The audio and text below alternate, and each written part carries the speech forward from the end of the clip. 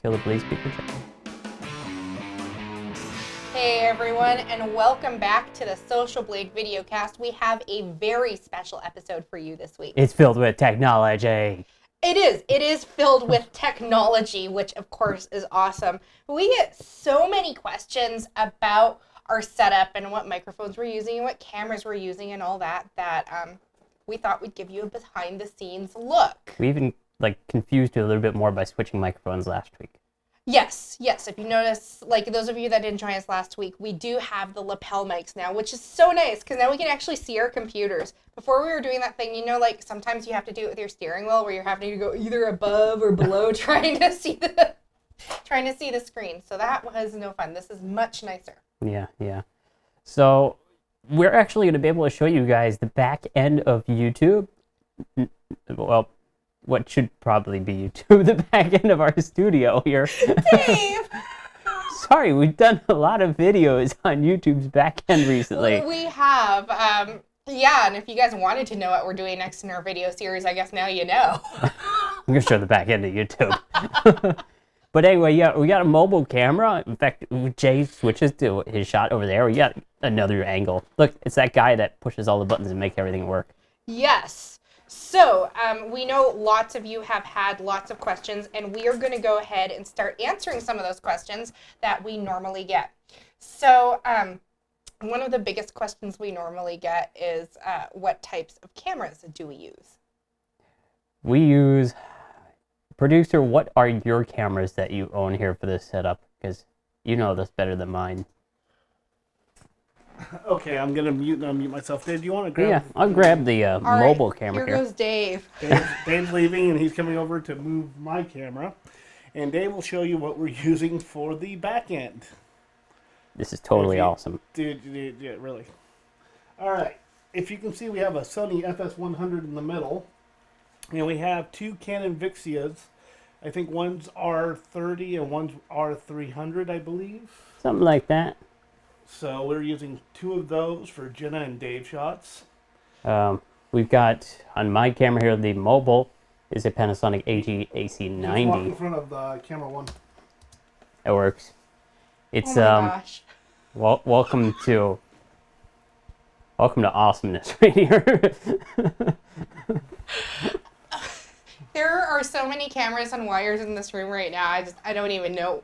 But you know what the best part is? We got gaff tape, so all these wires. Hold on, Dave, I gotta get back to you. I'm switching 4 cameras now. It's confusing me. We do this awesome thing called cable management, where things just work.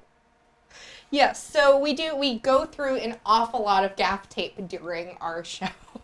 It's true. So I guess it's probably best to show you guys the workflow of all this. Mm-hmm. Starting with, you've seen some of the microphones and whatnot. The lapel microphones, I'm using a wireless Sennheiser G3 kit. Jenna has, a Audio-Technica wired lapel? Yeah, the Audio-Technica Pro 70. Sounds cool. So that's cheaper than mine. I'm wearing a $600 microphone. Yeah. We use LED light panels. They're very bright, so excuse the brightness. Really, really compact, lightweight, bright. We love them because, they do a fantastic job. Also on set, backgrounds. You guys probably don't see this all too well. You see a different angle of it, but they're just curtains. And they're on a rod, and it looks really fancy. And we do have ceiling mounted background switchers, so we can do several different backgrounds in our studio. Hey Dave, if you want to go around the side, you can show them the background thing. Background, it's kind of dark back there anyway. Yeah. So yeah, but we have Dave helped me mount things into the ceiling. It's always worrisome when drilling into your ceiling because you're never quite sure what you're gonna hit. And we have actually hit a water pipe in this basement while drilling before. That sounds lovely. Of course, the camera wasn't rolling. Otherwise, I would have made the repair money back in internet gold, I'm sure. So that's the set itself. Computers. We run currently a PC and a Mac.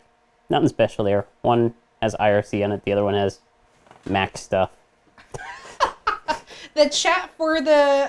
it's you guys. Yes, and we have a question. So Oliver versus Creeper says, do you do Social Blade things as a job now? Where does the money come from? So yes, Social Blade is an actual company.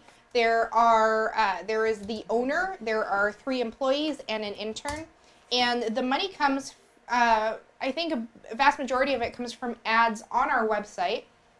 We also have other streams of revenue. Our YouTube channel, I think, like pays a quarter of our boss's coffee habit, and This is true. that is true. Doesn't Yes. even touch his Cadbury egg habit. But Yeah, we'll no. keep that one off. No, it doesn't. It doesn't. So, but we do make money also through the referral program that we have for the networks, and also through the consulting services. Pretty cool. Yep. So yeah, constantly, if you guys have questions, do let us know and we will answer them. Shall we get back to the awesome techie stuff? Look at all this stuff. Go look at the soundboard. Yeah, let's have a look at the soundboard, because this is something we bought pretty much a day before we did one of our shows, and it's just covered in lights. So this is the PreSonus 16.0.2 digital performing mixing board. Digital consoles are awesome. We like them because they have all of the sort of effects and whatnot that we need on board, so we don't have to spend too much money on investing on outboard equipment. To the left of that is actually what you are routing all the video through. It's a Blackmagic Studio Live. It's the first version, actually. Really, really compact, lightweight unit here, and it takes in all of the signals. It routes them over to a computer, where Jay has it all on this one multicast screen here, where you can see all the different camera angles. And that's just trippy. So there you got that. He controls it with monitor on the right here. Another control surface. This controls all of our media, audio, and video settings. And if that wasn't enough, you've got even more. You've got another computer to your right, another screen. Yes, this is the back end of Social Blade, so I can control everything. And then even further to the right. This is what's pushing out to YouTube. That's pretty cool. So that's our encoder. We use Adobe Flash Live to encode everything out. And it seems to work. Now, of course, we normally don't have it with this well lit. We got soft boxes on tripods, and Normally it's pitch black back here, guys. yeah, we normally just have a soft box on one side and a few LED panels all the way over here that are lighting all of us on set. But yeah, you guys were interested in seeing all this, and we decided, hey, why not show you the technology behind what makes this work, or in other cases, what makes it not work some days. As we all know, things can go wrong, terribly wrong, and When you have this much stuff, something's bound to go wrong. Now for the audio, you have it coming to the soundboard. You feed it from the soundboard to camera 1. From camera 1 into the video switcher. From the video switcher into this program right here. and we're capturing that with a Blackmagic Intensity Pro with Right. Yeah, that's back there. what's the connection on it again? Thunderbolt. Thunderbolt connection, yeah. So I'm controlling the audio from here, then I'm sending it to Flash Media Encoder there, which is sending it to YouTube here. So as you can see with the audio, when something goes wrong and you guys are complaining about the audio, I have to check 5 things, and that's how normally Dave says I'm throwing my hands up in the air trying to figure out what's wrong. That's normally what's wrong. Very true. You do a lot of work, Jay. A lot of work. Yes, and then I have to monitor your guys' audio. This is the guy that makes it all happen. We just talk on camera, and we have fun. We do. We watch Jay stress out, and then we buy him pizza after. So I'm going to dock this camera, guys. I'm going to jump back on set, and if you have any more questions, we'll run down the chat there. Yes, we do have some questions. All right, what are the questions? So, Uncaged Games says, when is Social Blade going to fix the Social Blade featured channel on the Social Blade website? That's not off topic at all. Dave, you would probably know about that more than I would. Give me an overview of that question again. When is Social Blade going to fix the Social Blade featured channel on the Social Blade website? That's been sort of brokenish for a while. Sorry, guys. I don't have an ETA on when that'll be fixed. Yeah. But And we have another question, web development question. What database do you store information in? I don't know. it's a big A box, big one. a big box in the corner of a basement, And it stores things in bits. and a little bit of bytes too. Yes, yes. Second part of that question, do we start tracking data on first request, or does data just get pulled from YouTube's API? It is pulled from YouTube's API. However, it only starts tracking from the day that you are added to the database. It does not go back previous dates. Sadly, we cannot get that. So, Yes. It is what it is. And it depends, like for some people, they get added to the database when they add themselves, and some other people, someone else added them, or we do sometimes add chunks of YouTubers when they reach certain statistic levels, and no, I don't know what they are. Marvin Entertainment says, you put a lot of work into this. Thank you. Yeah. We do. In fact, most of this equipment is owned by Jenna and Jay here. Mm-hmm. Jay had a bunch of this stuff previously, like the cameras and whatnot, and we were like, let's just do this for Social Blade now. Yes. Why not? So we're happy to put this together for you guys and struggle over it every week when things go wrong and see Jay tear out a little bit more hair. Well, and then the weeks where it does do good, like just interacting with you guys, and then throughout the week seeing all the positive comments on the live show, it's really like you can't beat that. And so Lewis Head wants to know, do we have any tips for a starting YouTuber? And yes, Scream, shout, run around in a circle, and you could. Don't go out and buy the setup. True. If you're just starting YouTube, really check out our YouTube 101 series. We have designed that specifically for starting YouTubers. And also, you don't need to invest a lot of money in expensive equipment right away. Cameras, my iPhone camera gets quality that's as good as probably the Canon Vixia's right now. Yeah. And there are a few flaws to the camera phone, like the lack of zoom. In fact, there are videos out there. Wink, wink, nudge, nudge. Sonic Orb Studios might have a video on different camera types and what their pros and cons are. You can check that out after this show, of course. Yes. But yeah, definitely pick your cameras wisely, but don't overspend at all. I think we have like $5,000 into this setup alone here. It's unneeded. It's needed for us, not for you. Yeah, we use it for stuff besides YouTube. So yeah. Darkness X Gamers wants to know what good video editing programs are. Well, they're the ones that work. They are actually the ones that work and don't crash. The best video editor out there is the one that you absolutely know the ins and outs of. So go for the free trials of the popular choices out there, be it the stuff by Sony or Adobe and all that, and just learn them. Give the free trials, usually a 30-day free trial, a chance, and see what you're comfortable working with and learn the ins and outs of it, because the more efficient you are at it, the better you know it. You're going to just fly through editing, and that's time is money. And if it comes down to it where money is an issue, the Adobe Premiere software is available for paying like a monthly fee. Yeah, it used to be like $2,000 or something. Yeah, but it's a pretty decent deal. I think it's something like $30 to get the entire suite for just the video program. I'm not sure what that runs, but if you don't have a chunk of money to spend on software right away, that's good. I have a block of money. Does that count? If you're really looking at doing just basic video editing, guys, check out the YouTube video editor on the back end of YouTube. It does like the trimming and stuff. It does that all pretty well. All right, so we've got, let's see. Oh, can I add something to that? Yes, Jay, add something to that. Do not use Final Cut Pro 10. Why? The old version is awesome. The new version, not so much. I would agree with you, Dave, that the old version is awesome, but the new one, no. Okay. It's interesting because I did work on the older version of Final Cut, and I loved it. I must admit, I loved it. When they rolled out the new version, I tried it. It was very, very limited. I see they've added a few more things, but it's just still not the same program. It's like a more advanced Windows Movie Maker on Windows side, so it's not All great. right.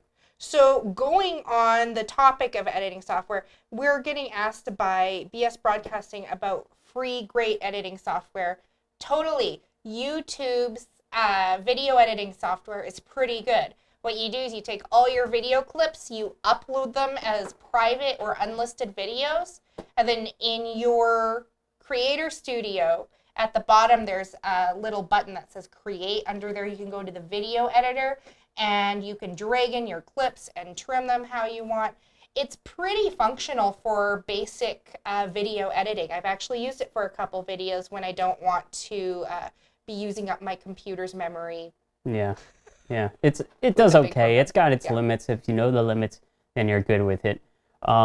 Another thing I would suggest is consider spending a little bit of money, because although there are free alternatives out there like Windows Movie Maker or for those running PCs, it may not be as stable. It may not have as many features.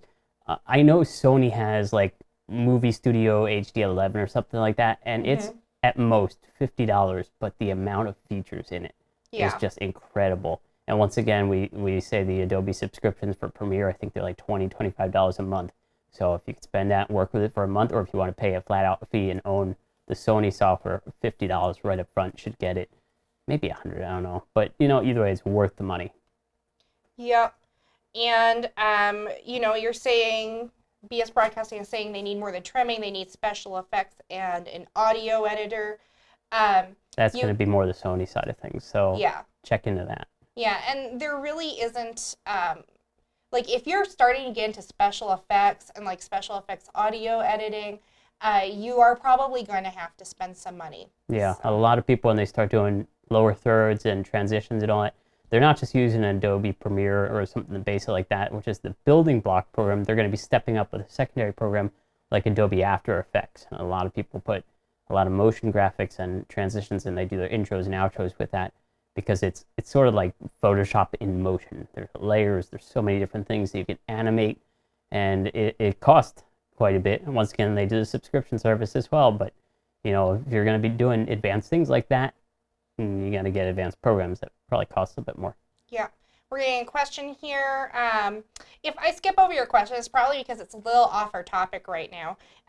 I'll try to come back to them. Android Pulse is asking, are mobile editing softwares good like Viva Video? I've not tried that one. They're usually a basic trimmer and maybe some title overlays, but and effects, kind of like with or not effects, filters like Instagram does. You can add filters to your videos. Hashtag no filter. Hashtag no filter. Hashtag yes filter. I'm unfiltered. Dave's unfiltered. It really depends on what you're doing. It does. I mean, if you're doing a vlog or you're doing mobile gameplay, a mobile editor may work well for you. It's really going to depend. And of course, you're going to have a big difference between a free app versus a $10 app versus, I don't know. I really don't know. Is there a $100 app? Probably. No. Ask the audience. Audience, what do you think about that? And NCREX. I'm so sorry if I mispronounced that. Any suggestions on a camera? Don't know whether to go for either the Canon or the Lumix. Budget.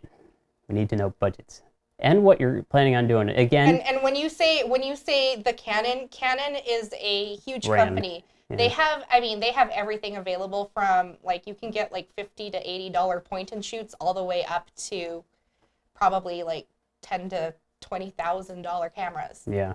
So I point you again back to the video that I did on the Sonic Grip Studios channel. It goes over what each specific camera is good at and what their pros and cons are. So it's something to consider watching, and in learning that, then you can go consider your budget on what specific camera you're going to get. But honestly, all the stuff is darn good these days. It's hard to find a really bad camera because technology is so far ahead, and the prices are really down to earth. I actually, one of the things I recommend to new YouTubers that are ready to start investing some money in equipment is really look at, if you're making videos less than 30 minutes long or less than 15 minutes long, really look at getting the one of these little point and shoots. Dave I have one right there actually, but I'm wired in. Dave.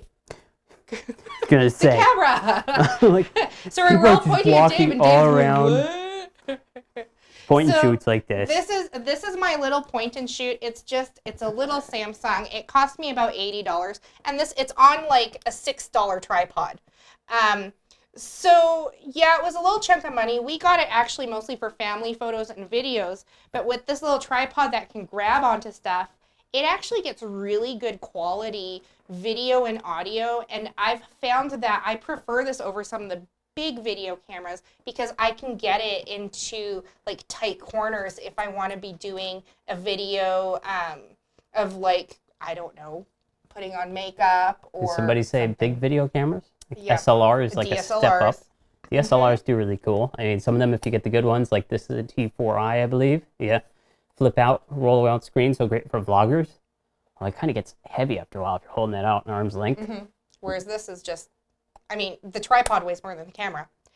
And FM Lad says, I want to throw out a tip for recording iPhone footage. Reflector is one of the best for recording on-screen footage, which will be sent over Wi-Fi to your computer screen. Ooh, cool tip. Thank you. Yes, thank you for that. And let's see here. And then we have also,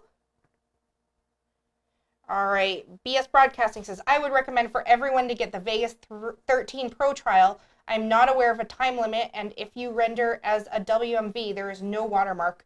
Not a great bit rate, but still great quality. Yeah, so it's a good start. But yeah, Sony makes some really good affordable programs, so definitely consider looking into those. Yes. FM Lad is apparently singing Why You Gotta Be So Rude. Baker X Derek says DSLR all the way. It is a very popular choice. Yeah. And Crax is saying, would you say it shoots better than iPhone quality? Yeah. The DSLRs, they have the advantage where the sensor size on these things are just massive. So I mean, look at the size of the glass on this compared to a phone or something similar. And the sensor is larger, which means you're going to get that really shallow depth of field where things in the foreground and background are blurred out. So you could really focus attention on certain things from foreground to background. And people love that look. When you see photographers and they're doing a pro job, and you look at their images and you're like, damn, that looks good. Wonder why. Look at the shallow depth of field that you get with it. And you can put that right into video with the SLRs. Also, the ability to swap lenses means that you pretty much are not just limited to one camera, like the Panasonic that I have over there, the AJ-AC90. That's a fixed lens, so it's great for just running gun really fast stuff. But this, I think it's more artistic. But they do have some limitations too. Like normally, they don't have microphone input or headphone output, so do consider getting an external recorder. A lot of people go with the Zoom series, so the Zoom H1 or the H4n.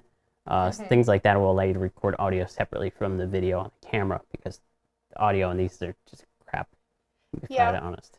Well, then, of course, remember on, the cell phone cameras have come so far. The iPhone 6 actually has, optical stabilization, which is pretty advanced for a cell phone.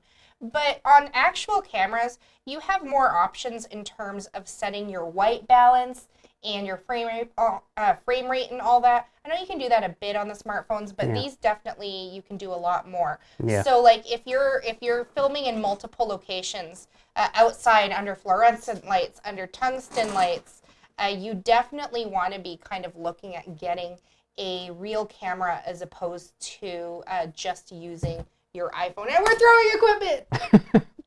Jay really, really wanted me to mention microphones. Yes. Well, we actually... I have a shotgun. Kenny Adams says he's thinking about getting a shotgun mic for his DSLR for vlogging. That's why I threw it at you, David. But, all right, Kenny, if you are the one on the vlog, you might be better off with a lapel mic. This is true. If you're capturing multiple people, then a shotgun is good. Yeah, so here's the sort of breakdown of a shotgun microphone. As you can see, it's pretty much a really long microphone here. Usually got slits in the side here, and it's really directional. So if I point it at Jenna, it's going to pick up Jenna. It's going to cancel anything out from the sides or behind it. So a lot of movie sets use this. They'll use it a lot on television as well, where you have things planned out. But you usually have to have an operator on a boom pole, and they have to actively be pointing at whoever's talking because this thing is so darn directional.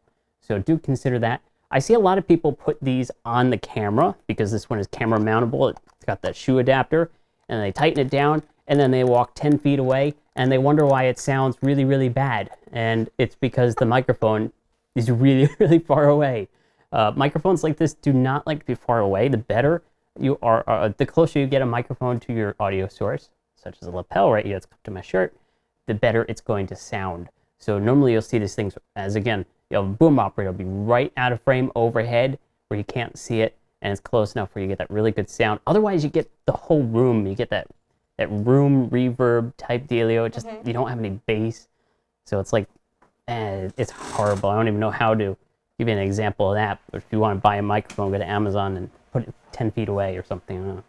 Yeah, and we've got a bunch more questions. Actually, on microphones, it's the inverse microphone law, which means the closer you have it to your subject, the louder it gets. It's true.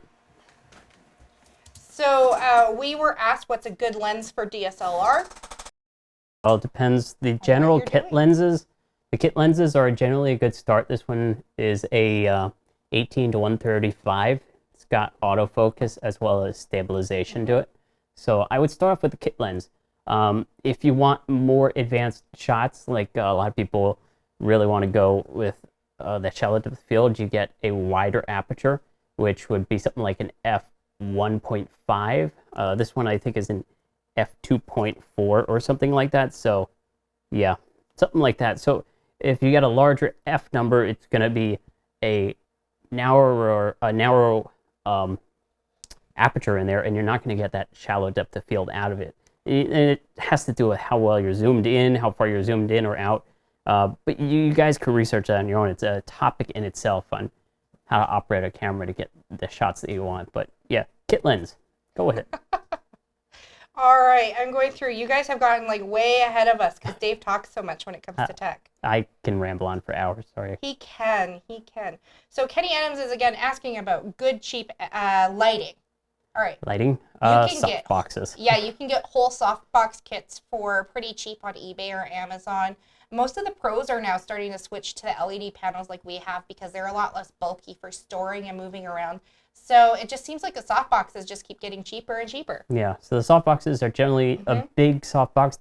They're actually a softer light, so you won't get shadows or anything on the backgrounds, but they're not as bright, and they do have compact fluorescence, the big compact fluorescent bulbs in them, so they take a little bit of time to warm up, but they are cheap. The LED panels, you're going to spend at least $100 on each of them, whereas a softbox you can get for $20-30 bucks. Yep, and let's see. Oh, we had the same question pretty much about good lighting. If you are filming in a lot of like smaller rooms and tight areas, or you travel a lot with your equipment, definitely you want to look into the LED panels. Those are super, super handy, and you can actually get them with like batteries, so you can charge them and then use them instead of having to plug them in. I would recommend don't cheap out on the LED panels because I've tried the cheap ones and they're not good. So save up, invest a little bit more there. So, and then I see, I'm seeing kind of a trend here, cheap audio recording device. You people are budget minded. Zoom H1. A lot of people know of the Zoom H4n, but that runs a few $100s, maybe a little bit more. My producer is pulling one out because he has one here. These are basically external audio recorders. So they have microphones on board. They have an SD card on the side. You can plug microphones on the bottom if you need it, and it just records audio to the SD card, and you can put it in your editor later. But these things, for those that want an external recorder, H4n is fantastic. Budget-minded device here. And this is going to be the last question we're going to take. Someone asked about a good tripod size. So that's going to depend on the size of your camera, probably. We've got some cheap tripods, and we've got some really good tripods. Yeah. And the cheap tripods, yeah, they don't hold up too well in certain situations. I got a softbox and a really cheap tripod. I'm surprised it hasn't fallen apart. This is the cheapest tripod in the room, I bet. But this is perfect for my little point and shoot, and it also has an adapter for my cell phone. So if you're using your cell phone or a point and shoot, this is going to be probably just about the best tripod for you. Yeah. If you've got a setup like us with a expensive camera, you're going to want a really like nice heavy duty, probably a Manfrotto tripod with a fluid head. Yeah, the fluid heads are great for video because you get that smooth fluid shots for your pan and tilts. The heavier the tripod, the more stable you're going to be. But if you're going to be traveling, try to get something. I forget the name of the tripod. I got an Anchor over here or something. No, it's not. I forget what brand. I own a few tripods, and you know what? Consider the size when traveling too, because some of them break down really small that'll fit in a suitcase. But then also have them look in person, because when you expand them out, they may be a little bit more flimsy. Usually aluminum is better and more cost efficient than your carbon fiber models. If you guys want to spend some money, carbon fiber all the way. Yeah, well, and of course it depends. If you're doing all your filming inside, you know, you probably on a level surface, you probably don't need like a really expensive tripod, especially if you're just setting your camera and then going and filming in front of it and you're not moving it. If you're doing a lot of movement or you're doing filming outside on uneven ground, you're definitely going to want to invest in something a little bit better. Don't put the $4,000 camera on a $10 tripod. Please don't. The cost of your tripod should kind of, you know, match, be a little, if not succeed. It should be relative to the price of your camera. So I would not put my $8 tripod on Jay's $5,000 camera. Not only would it collapse under the weight, but then his camera might break, and then I would never be on the live show again because I'd be buried somewhere out in the backyard. So I think this really answers. We guys were flooded with questions, and we thank you for participating a lot in this episode. We know you guys were really interested in the back end and our comments on what you should really look into investing stuff. But after the live show, we're still open for comments, and we're going to be reading and answering those questions in the comment section.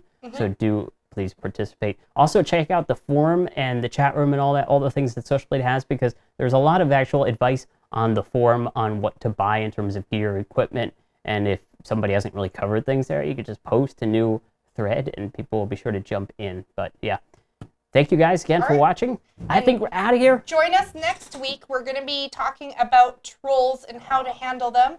And troll you. Yes, and if any of you want to share like your most horrific troll story, please just submit that through the support tickets. We would be willing to totally share them anonymously, but we really want to talk about trolls and how to deal with them on your channel. You can fill out a support ticket. Top right, there's a contact us button on Social Blade. It's pretty spiffy. Yes. All right, so long, guys. We'll see you next week.